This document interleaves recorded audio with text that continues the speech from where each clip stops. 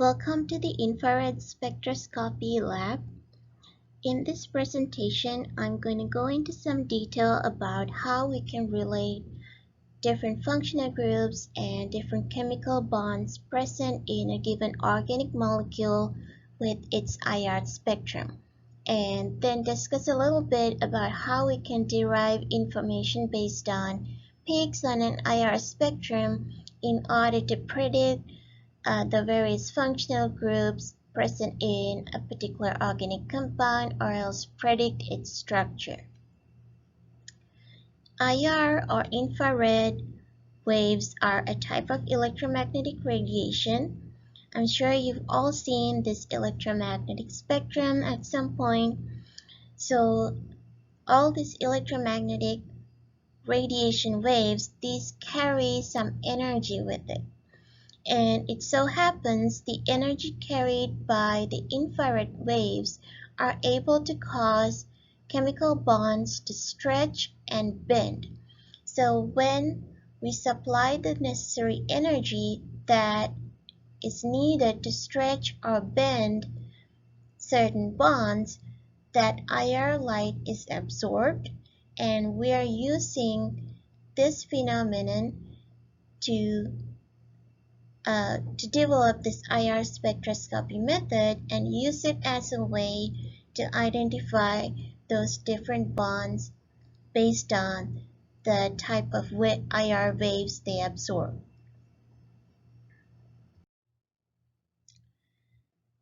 So if we think about these bonds like a string connecting two balls, so these are two different atoms connected by a covalent bond, so two electrons are shared between them. So if we think about this as two balls attached with the string, if we apply some energy and pull them apart, they're going to stretch. So what happens is there's a certain amount of energy that's necessary to cause these bonds to stretch, and once that energy comes from a particular IR wave, that energy is absorbed and causes this bond to stretch.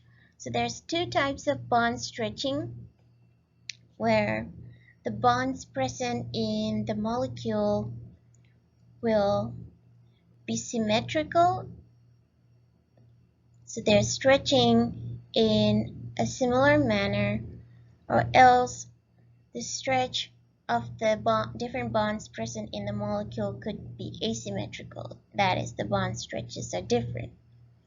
The types of bending that occur is, we have a few types of bendings that can occur. One is called scissoring, where two bonds are moving towards each other and away, or else rocking, where two bonds move towards the same direction back and forth. Then there's another type of bending we call the out-of-plane bending. So this is actually a benzene ring. So there's the 6 carbons and this hydrogens connected to them. And you can see this is the plane where all these carbons exist, and this hydrogen over here is bending from and away from that plane, so it's bending out of plane.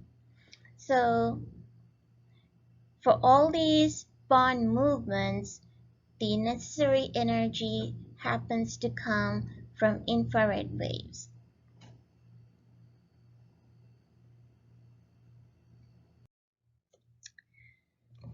Alright, what does an IR spectrum exactly look like?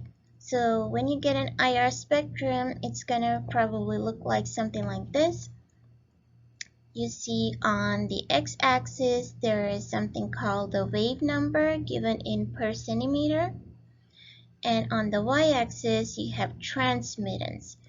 So this is the IR spectrum for the molecule isopropanol, which is actually one of the samples that is used for the lab today. And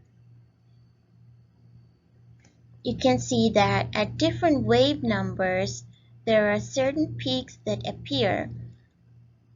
For example, over here in this region, we have a peak that is actually corresponding to the stretching of this OH bond. Likewise, there is a peak appearing that corresponds to the stretching of carbon-hydrogen bonds in this group over here.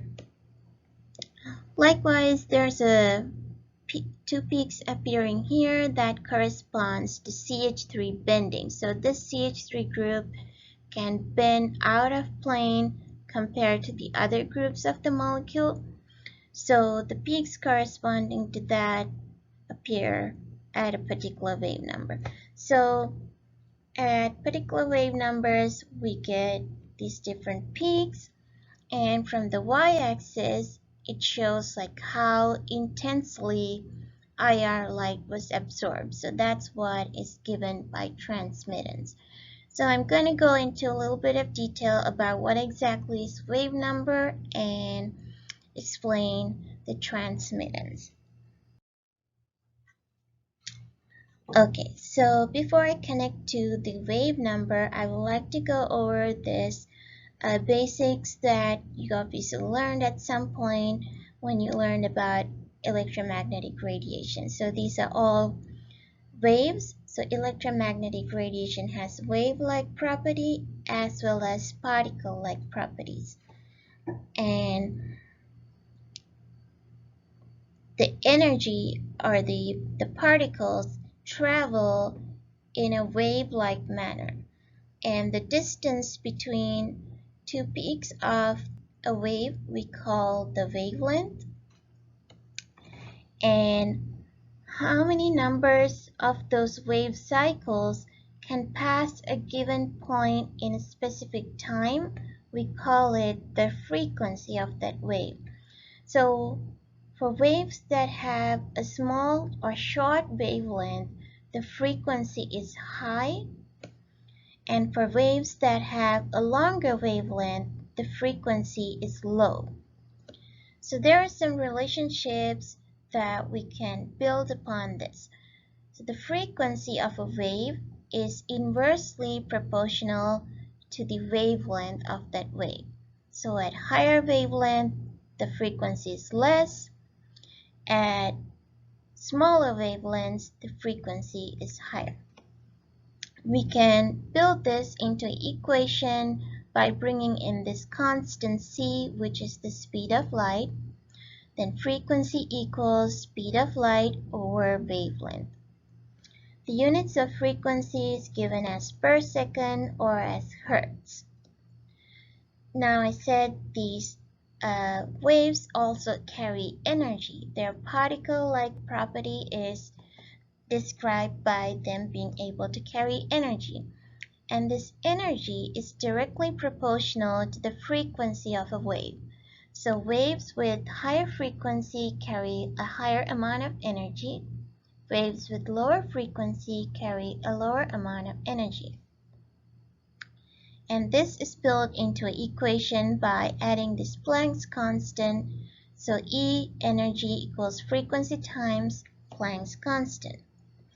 The next slide, I'm going to explain how this wave number connects to everything else. So wave number is given by the symbol V bar. It's equal to frequency over speed of light. So it is directly proportional to the frequency, as you can see by this equation. In the previous slide, I said the frequency is equal to c over lambda, right? So if we substitute this part instead of frequency in this equation, we get this where the c's all cancel off, and we get this final equation where wave number is equal to 1 over lambda. So 1 over wavelength. Since wavelength is a distance, it's given by either meters or centimeters. So the units of the wave number is going to be per meter or per centimeter. So this is what we have as the x-axis in our IR spectrums. And you can see this is directly related to the frequency. If the wavelength is low, the frequency is high, that means the wave number is high. If the wavelength is short, that means the frequency is high and the wave number is high as well.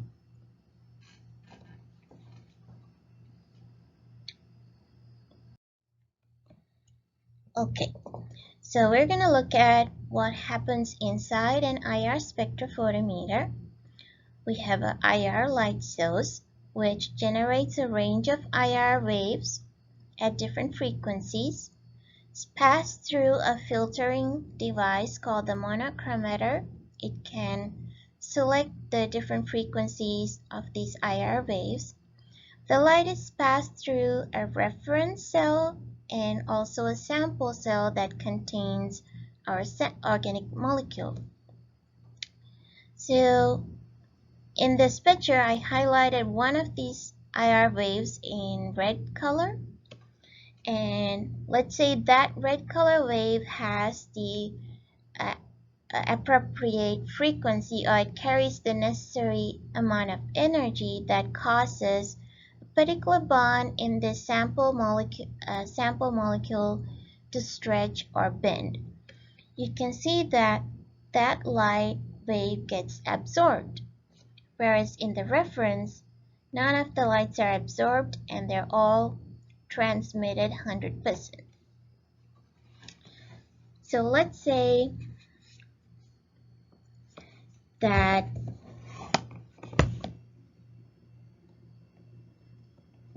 this particular IR wave had a wave number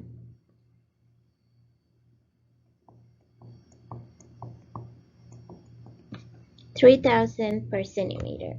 Let's say this is where we would see 3000 per centimeter. So if no light is absorbed, the transmitted light would be 100%, right? But at this wave, which is at 3000 per centimeter wave number, the sample has a bond that stretches or bends, so it absorbs the light of that particular wave number. Then we see a peak at that specific wave number, and it corresponds to how much light was absorbed. Let's say like 70% of the light was absorbed. Then you have a peak that goes all the way down to 30%. So this shows 70% of that light from this particular wave number was absorbed. So that is what we get as a readout.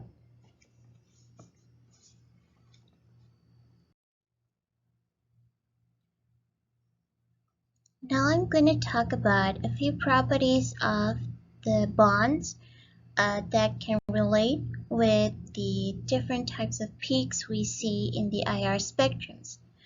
If we look at comparing single bonds to double bonds to triple bonds, we can think about them like two balls attached by one string, two string, or three strings.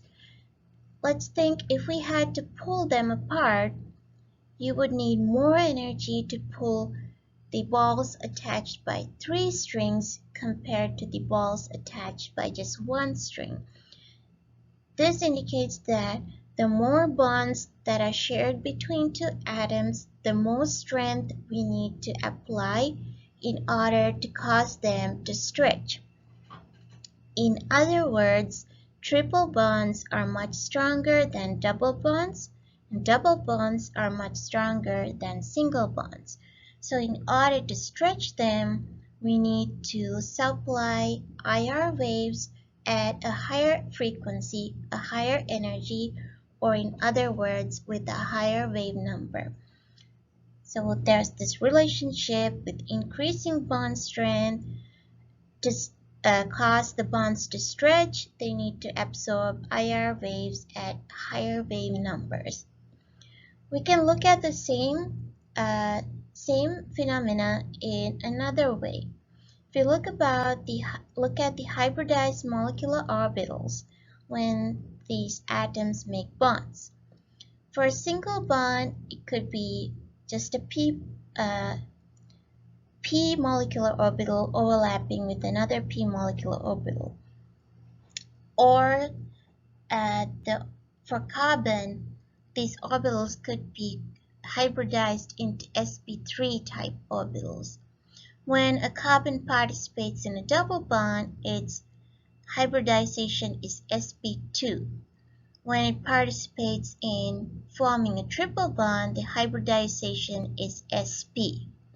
So you can see with the increasing s character present in the hybridized molecular orbital, they will absorb at a higher wave number. So the more s character, the stronger the bond, and that means they absorb at a higher wave number.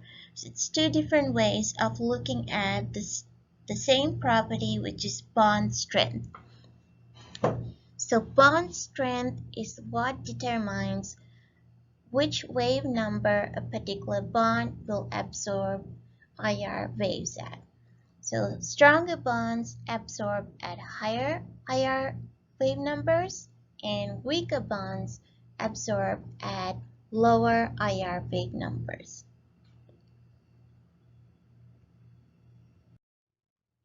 Okay, next I want to discuss what property of a bond determines how intensely it absorbs IR light. That depends on the dipole moment of a bond. What exactly is a dipole moment? Whenever there's a significant difference in electronegativity between the two atoms participating in a covalent bond, there is going to be a shift of the electrons towards a particular atom. So this is based on the electronegativity. Electronegativity is the property of an atom, its ability to draw electrons towards itself.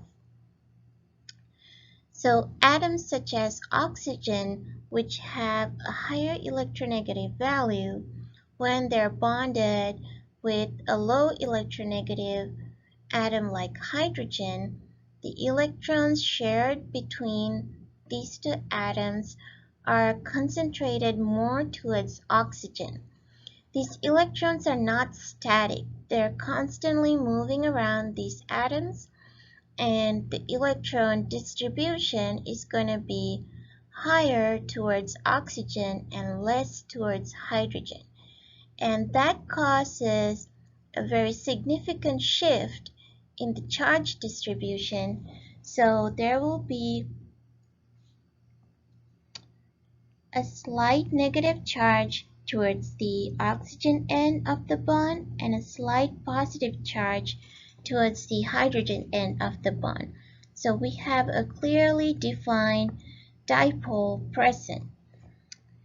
Whenever this dipole moment is very strong, the IR light is absorbed very strongly, as we can see over here. Let's compare that with carbon and hydrogen bond.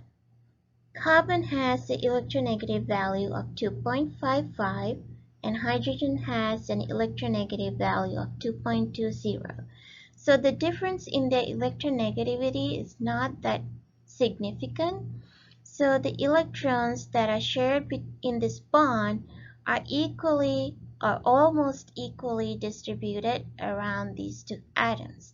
So there isn't a very specific dipole moment present in that bond, or the dipole moment is not really strong.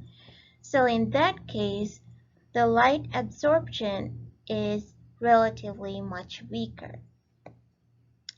If you look at the bond between nitrogen and hydrogen, nitrogen has a less electronegative value than oxygen, but it's significantly higher than hydrogen, which causes the electrons to shift more towards nitrogen. So there will be a slight negative charge towards nitrogen and a slight positive charge towards hydrogen. So that will cause it to absorb light in a much more intensive manner compared to a carbon-hydrogen bond. So that way you can see in this example, the stronger the dipole moment, the more intense the IR light absorption. So you can see if we say this is like a 70% absorption, you get a dip of this peak up to the, like, say 30% mark compared to this.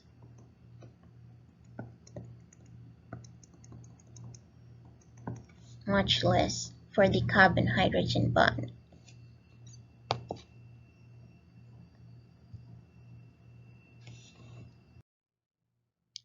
Another reason that contributes to very intense light absorption is the presence of multiples of the same bond in the molecule. Like for example, if we take isopropanol, you can see there's multiple carbon sp3H bonds present in this molecule. So there's a lot of these bonds present absorbing at the same wave number. So there's going to be a very strong absorption, which you can see here in this IR spectrum. So this peak over here is for the OH stretch, and we talked that OH bond has a very strong dipole, so it would absorb light very strongly. Next to it is the peak for carbon sp3H stretch, but it is also absorbing light very intensely, and the reason for that is there is multiple CH bonds present in isopropanol that contributes to it absorbing light very intensely. So this is the second reason that contributes towards the intensity of light absorption.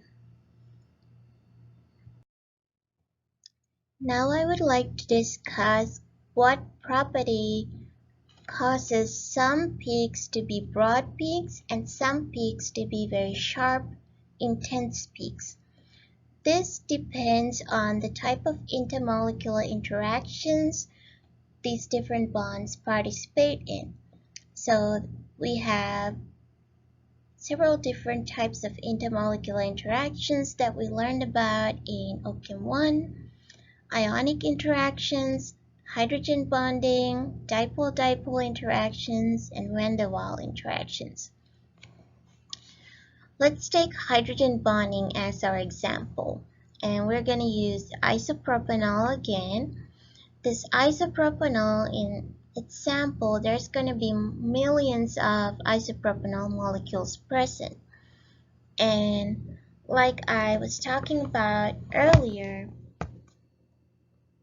there is a strong dipole present in these OH groups with a slight negative charge towards oxygen and a slight positive charge towards hydrogen. As you can see, the molecules are going to arrange themselves so there can be intermolecular interactions forming between these opposite charged dipoles. That for this specific type of interaction, whenever a hydrogen is connected to a highly electronegative atom like oxygen, nitrogen, or fluorine, we call those intermolecular interactions as hydrogen bonds.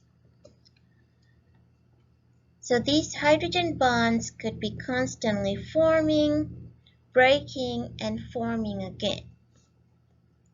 And this hydrogen bonding actually weakens the primary OH bond. And now we're going to have a pool of isopropanol molecules with a whole bunch of OH bonds that have been weakened the different proportions because they're constantly forming H bonds and breaking H bonds, forming H bonds with another bunch of isopropanol molecules, and so on. So this is going to give us a pool of isopropanol molecules with a varying bond strengths in the OH bond population. So remember we had a link between bond strength and the wave number it absorbs light. So if there is going to be a whole bunch of slightly different bond strengths present, that is going to cause that pool of bonds to absorb at a large range of wave numbers, causing the peak to become a broad peak. When bonds don't form that strong intermolecular interactions, let's say, for example, van der Waals interactions are the weakest form of intermolecular interactions. So they don't cause the weakening of a bond as much as H bonding. So whenever there is these weak interactions or bonds that do not participate in intermolecular interactions, those bonds are not bond strength is not as affected, so they absorb at a more narrow range of wave numbers, causing those peaks to be very sharp. So that's the basis behind what makes a peak a sharp peak versus a broad peak. And these shapes come in to become helpful to determine certain types of bonds. For example, the most distinctive one is the OH bond, where we get this very broad peak in the range of 3200 to 3400 per centimeter wave numbers. And for OH bond stretch coming from carboxylic acid, the broadness is going to increase. And this is because there is another bond that is going to participate in intermolecular interactions. So in a carboxylic acid group, we have a carbonyl group and an OH group. So this OH group is also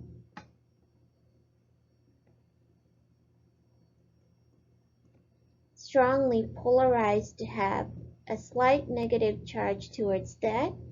So this oxygen can also participate with other hydrogens in other carboxylic molecules. So now it's not just the OH group, but the carbonyl group is also participating in hydrogen bonding, which causes even more weakening of the primary OH bond, causing it to absorb at an even larger range of wave numbers. So always remember, if you see a very broad peak in the range, you expect an OH stretch peak to appear. This would indicate that this OH bond is specifically coming from a carboxylic acid molecule.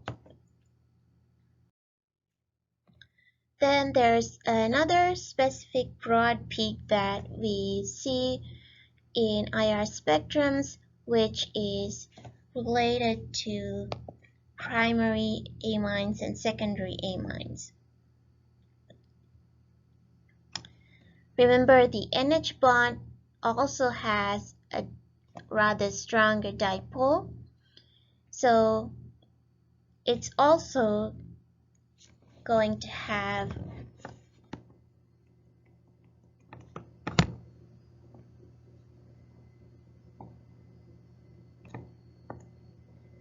a slight negative charge towards nitrogen and a slight positive charge towards hydrogen, and this can participate in hydrogen bonding with neighboring nitrogen groups. So this hydrogen bonding is not as strong as what we see when we have an OH group. So you can see the peak we get for NH stretch is not as broad, but it's still broad than a regular sharp peak. And also remember, there is this specific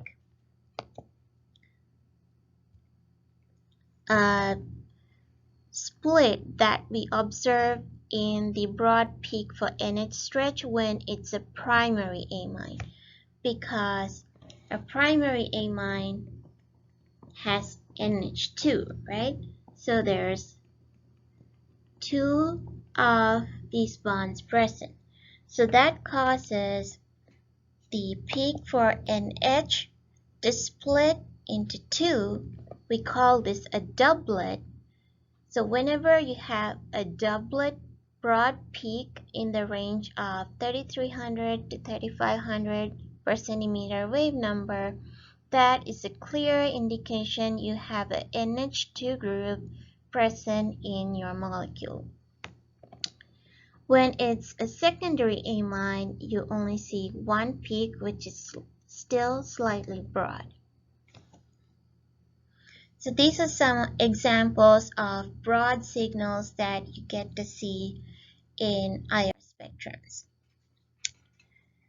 Now I'm going to quickly go over how we prepare organic samples for IR spectroscopy. So the first example is preparation of a liquid organic sample, and for this we use the salt plate method. Well, literally, these are transparent discs made of very pure, highly polished table salt, sodium chloride. And first of all, we need to clean those discs before we use them to analyze our samples. And this is very important. You have to remember the solution that we use to clean these sodium chloride plates is dichloromethane, CH2Cl2. So this is an organic inert liquid, and it's not going to interact with the salt plates. And we never use water or any other type of aqueous solution to clean salt plates because it's salt. Salt dissolves in water and other aqueous solvents, so we don't want to have any aqueous solvents near these salt plates. Otherwise, the plates will get degraded. These plates are pretty expensive because it's really hard to apply the necessary pressure to make these pure, compact salt discs. And we only handle them by touching them at the edges,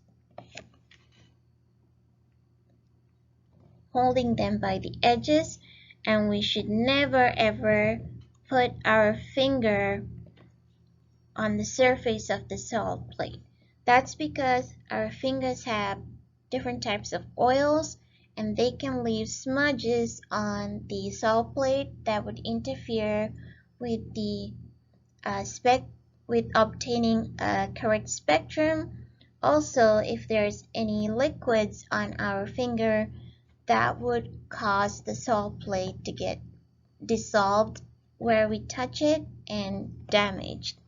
So we should never touch the salt plates, only handle with the edges, and we only clean it with this solvent, dichloromethane, which you should remember because it's often a question that comes up in the final exam.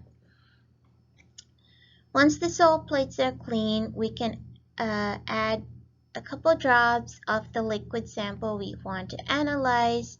Then we sandwich it with another salt plate and we place that in the IR spectrophotometer. So the IR light is going to come through the instrument, so there's a hole in the sample holder and it passes through the transparent salt plate, and since our sample is spread as a thin liquid layer between the salt plates, it's gonna get analyzed by the IR waves that pass through.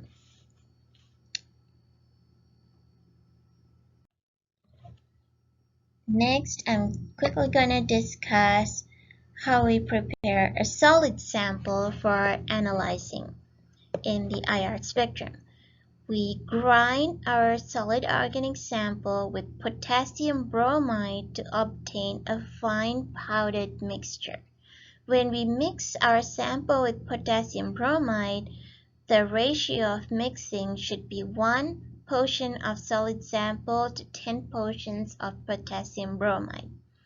So the reason we use potassium bromide is it's also a salt, and when you apply a certain amount of pressure, the potassium bromide melts to form a transparent pellet, and it traps our sample within that pellet. We use this small nut and bolt system to prepare the KBr pellet. Here we are adding the mixed powder mixture of our solid sample with KBr into this little well-like thing. Then we put the nut and apply pressure using a press kit. After we remove the press kit, you can see that the powder is all pressed into a transparent pellet, and it's also trapping the molecule that we want to analyze. We can place this in the IR spectrum just like in the salt plate method, and the light is going to pass through the transparent pellet and we can analyze our sample. And the KBr, it doesn't absorb IR light, so it's not going to interfere with the analysis. Just like sodium chloride, it doesn't absorb IR light. One more thing I would like to add is if we have an organic molecule that is symmetrical, those molecules are IR inactive because there is no net change in the dipole moment of that molecule. So if there's no changes in dipole moments, there will be no IR absorption.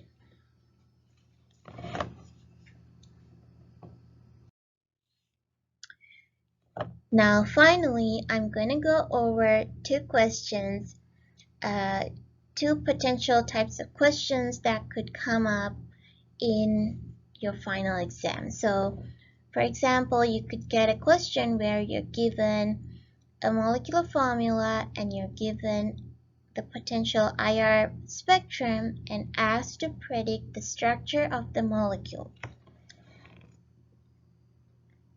What we do in this case is we're first going to calculate the unsaturation index. So this, the result we get from this calculation will indicate whether we have any unsaturated bonds in this molecule. The equation for that is 2 times the number of carbons plus 2. If we have any nitrogens, we add the number of nitrogens, we subtract the number of hydrogens, and we subtract the number of halogens if there are any halogen atoms present. And the total up here gets divided by 2.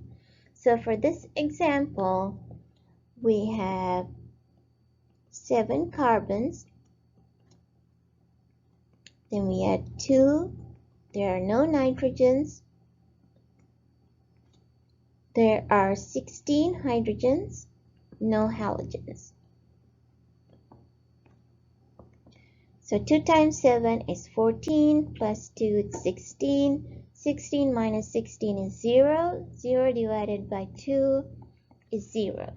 So this molecule does not have any unsaturated bonds. That means there are no double bonds, no triple bonds.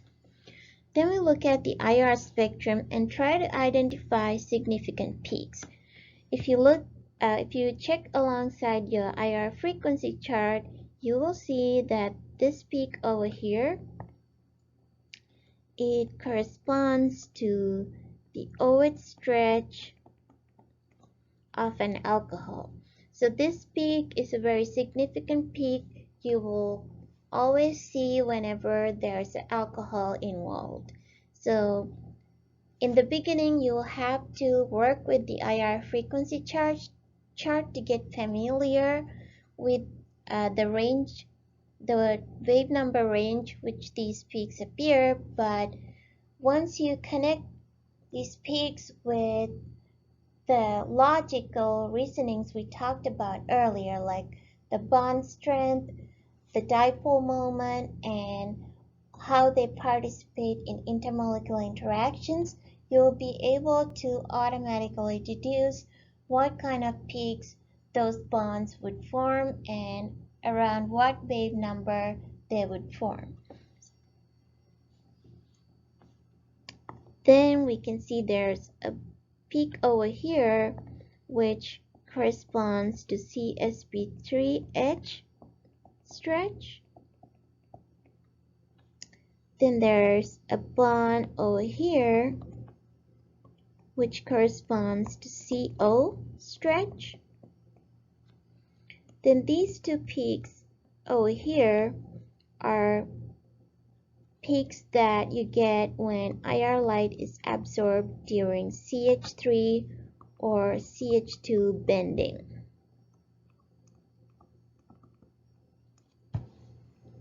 So based on what we identified, there is definitely an OH group in this molecule, and there are no other indications of the presence of any other functional groups, so it looks like the rest of the molecule is just a hydrocarbon chain.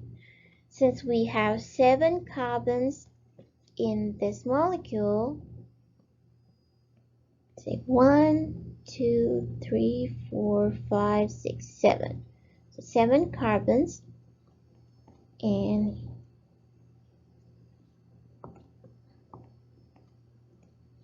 let's add the hydrogens in a different color. So here's hydrogens.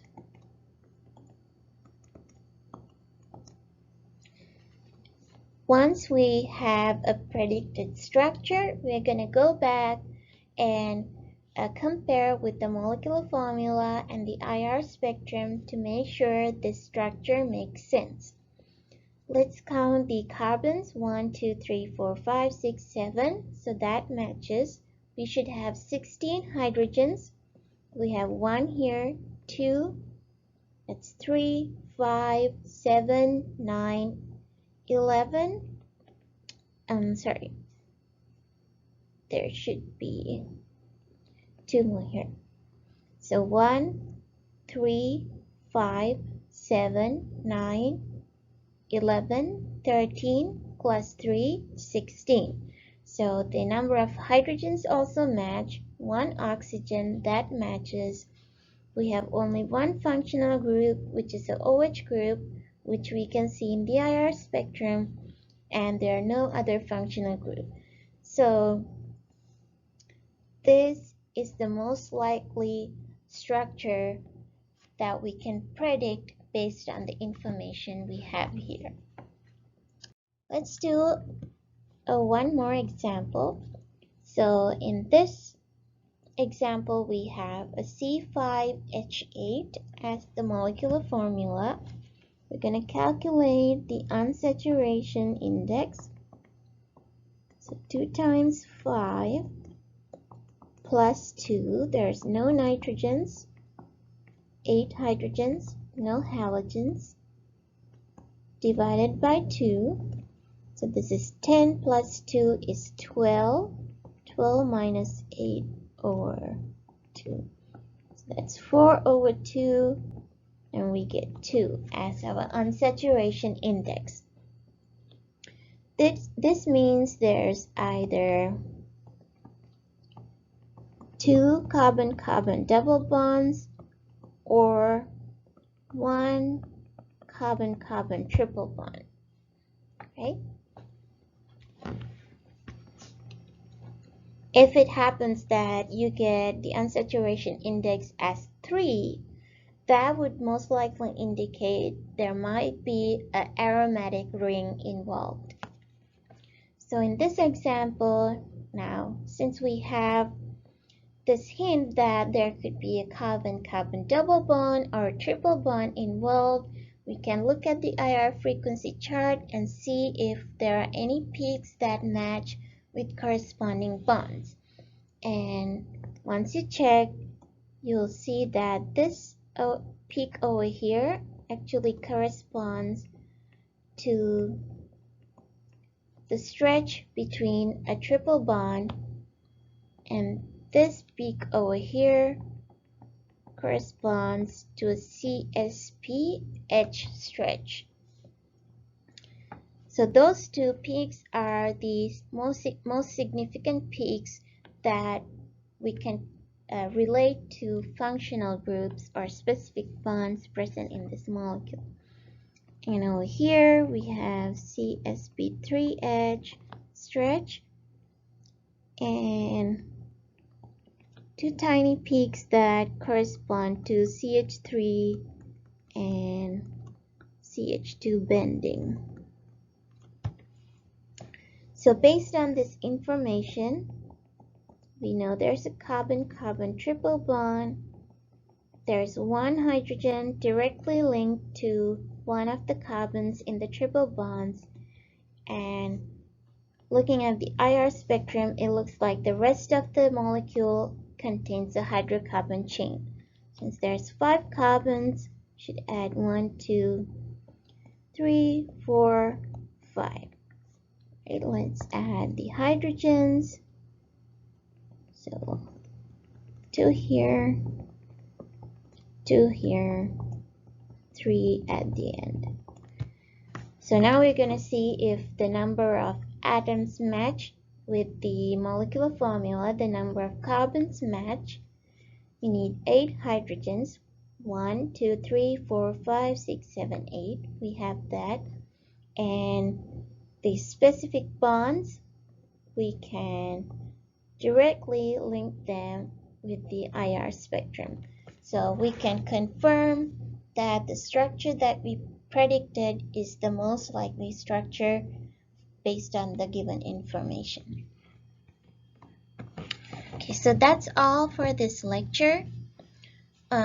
You can go watch the experiment video which demonstrates how we prepare a liquid sample and how we prepare a solid sample to obtain an IR spectrum. So what I explained earlier, it will become much more clearer to you and you'll understand it better.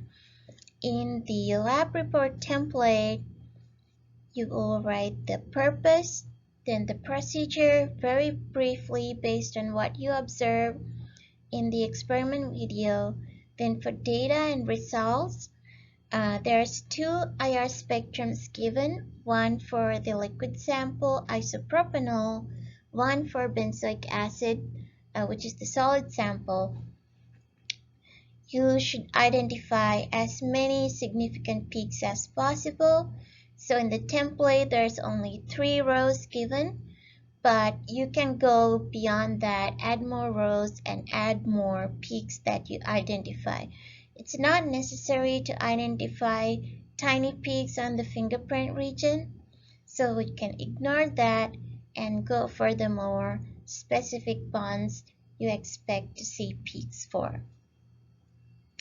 And also when you go to analyze the spectrum for benzoic acid, you'll see benzoic acid has an aromatic ring, so there will be peaks corresponding to those bonds. And also there's an OH group in the it's a carboxylic acid, so you have a OH peak which is a lot broader than a regular OH peak.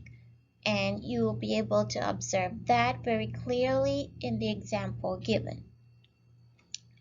For the discussion, we don't really have any big results to talk about, so you can generally make a comment on the different peaks you observed and maybe comment on why the OH peak is so broad in the benzoic acid sample. So I've explained that already. You can go ahead and explain it in your own words so you have some notes that you can use to study for later.